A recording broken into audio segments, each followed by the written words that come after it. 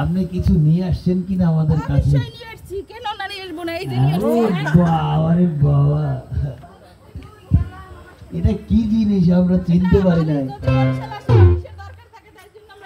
ওরে বাবা রে বাবা, এই একটা বালিশে তো একজন ঘুমাইতে পারবে। ওরে বাবা, ও আপনার খেতার বালিশ গাঁটটি, আপনারা বরিশালে খেতার গাঁটটি।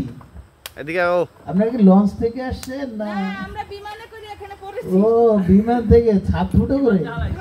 আচ্ছা আচ্ছা, আপনি সাথে এটা কে? আমার সাথে আমার মেয়ে। ওরে বাবা, ওরে বাবা, যদি কেউ চিন্তাই করিতে ধরে।